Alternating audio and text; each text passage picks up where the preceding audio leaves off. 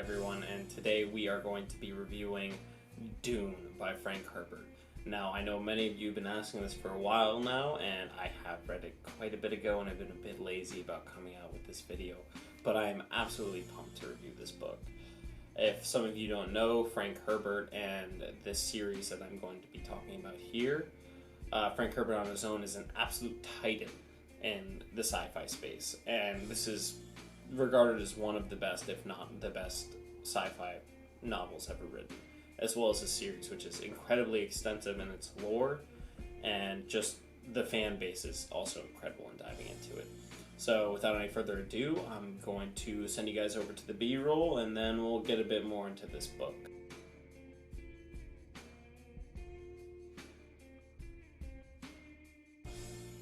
A lot of you might have heard of Dune recently because a movie just came out with Timothée Chalamet, Zendaya, absolutely star-studded cast. So that's honestly how I heard about it as well.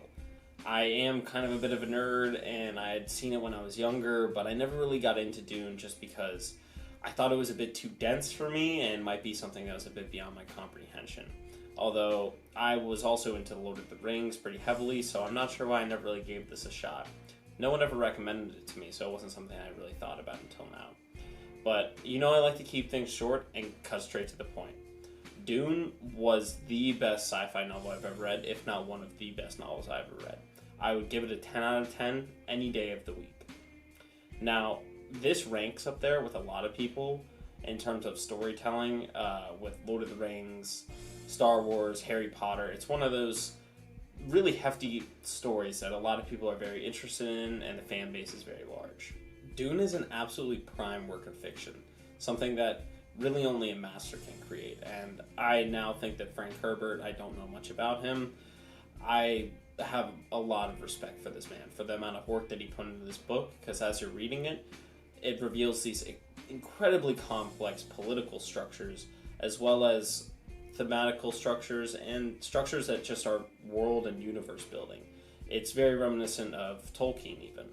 And a lot of people reference Tolkien as one of the greatest world builders ever to live and ever to be in the literature field. And I also agree with that statement. I haven't finished this series, so I can't speak exactly on it, whereas I finished Lord of the Rings, as well as its surrounding novels. This was still out of this world. The way that Herbert crafts these structures, even from the beginning, we can tell that they're highly complex, and it's not something that we're going to necessarily understand every single aspect of as we're beginning the book. And even after finishing the second book now in this extensive series, I don't really have 100% of a grip of what's going on, because there are hundreds of houses being involved in this large universal play, and they're all somewhat related, and there's all kinds of magic and other things going on here. It's such a large world building process, but the way that Herbert unveils this to us makes it incredibly easy for us to digest as readers, and we don't feel like we're lost in this large sea of incomprehensible lore. The novel Dune is incredibly special to me. It's probably the only book that's actually evoked physical sensations. Specifically, they're on this planet, which they call Dune, and it's very sandy, there's like no water. And the way that they talk about this and just reiterate over and over about the lack of water, like how they're preserving it, you get thirsty while you're reading this book. Like, you need to have water with you. Constantly throughout this book, I was chugging water. I don't know whether it's because I had too much empathy. I don't think I'm a very empathetic person. I just felt like I was there on the planet with them, struggling to survive. Even now, as I'm doing this review, I am drinking a lot of water, just reminiscing and getting these thoughts back about the book. It's almost like I have some sort of PTSD of just being on the planet Dune. Now, our story here follows the Atreides family.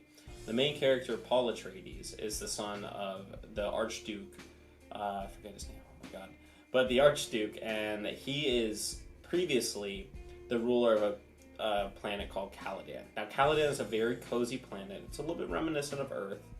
Probably rains a bit more. It looked like Seattle in the movie, and how they describe it, it reminds me of like Seattle or something. Maybe like the Oregon coast, if you're familiar with that area. Now, there's tons of water here, tons of trees, it's kind of dark. lots of coasts, a very comfortable place to live. Now, they're offered a very unique opportunity, per se, by the Emperor. And this isn't more of an offering, it's more of you do this or I blow up your planet kind of thing. And it's your family is going to move to the planet Dune. There's an official name for the planet Dune, but I did not write it down. Sorry for not doing that. I actually did read this a while ago.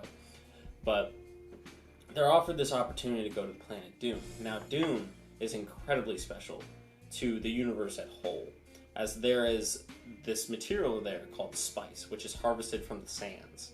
It's an incredibly difficult process and takes a lot of one manpower and two machinery. These all require resources and water to run, of which there is none of on planet Dune. Well, there's some, but it's very, very rare. Now, the current rulers of this planet, they're called the Harkonnens. The Harkonnens are an extremely oppressive force. They basically beat down the populations of the planets that they're ruling until they're submissive and they can go about doing their business. They kind of aren't really interested in keeping the populations of the cities and wherever they are alive. Whereas the Atreides, they're very friendly with the people of Caladan. They work well together and they are very friendly with the people that they're ruling over. While it is still a ruling relationship, it really does beat the Harkonnens, who will shoot you in the street and break your child's back just for fun. The people on this planet are called the Fremen.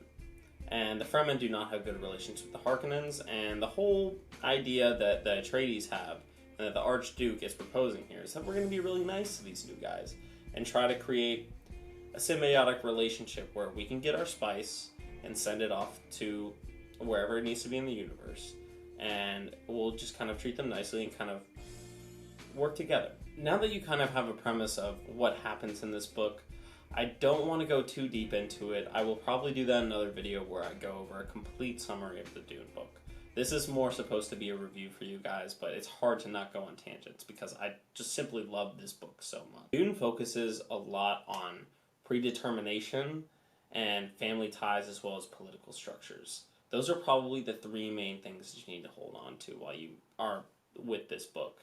Now, the son of Paul Atreides, he is our main character. Paul Atreides has visions, and little do we know at the beginning, his mother had actually reared him to become something which is a combination of a priest woman and a ruling man who will be able to kind of conquer the universe. Now, this is a very dangerous thought at the time, and it does kind of end up working with Paul, as Paul has these visions. And in the beginning, Paul is having visions of being on planet Dune, and specifically seeing a woman. Now, this woman in the movie ends up being Zendaya. Very cool that she was in the movie, but the blue eyes, and he gets a lot of these visions. These visions are supposed to be telling the future. Now, Paul can see different ways which these visions can take him along life, and there are options that he can choose to make certain things happen, or maybe stop certain things from happening. This is very interesting because it presents us with the choice, a little less of the choice of what we're going to do, of what are our options that we could take to maybe improve or make our lives worse. This isn't really a theme that is hammered in or tries to apply to our life. It's kind of just a general rule that this universe operates on, is that there are people who have power to do things and those that don't. And Paul is one of those people who has a lot of power to do something and can also guide the way that he is going down these paths. I don't want to ruin anything about the book, so I'm going to try and talk less about what exactly is happening. However, some of the really cool things about this book is just the amount of different kinds of people. There's so many different factions of people that we don't even know about, and they don't talk about all of them in the first book. We know that there are many houses that rule over many different planets, and the Atreides are just some of them. The Atreides are related to the Emperor somehow, so we know there's some relationship there. We do get to see kind of the end of it during Dune. And there's another whole faction called the Bene Gesserit. It's a faction of women who are very powerful and are kind of pulling strings in the background and making everyone do what they want them to.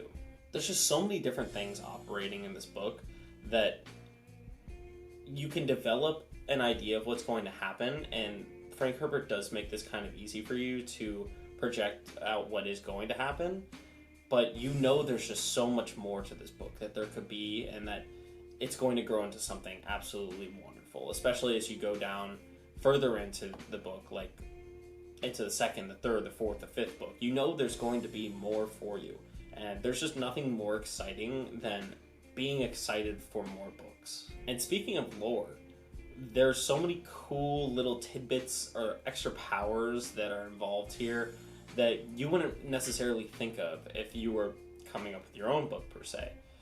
Main theme here in Dune is that long ago, machines were ruling the world, and machines became too powerful. Kind of like what people are worried about with AI kind of taking over today.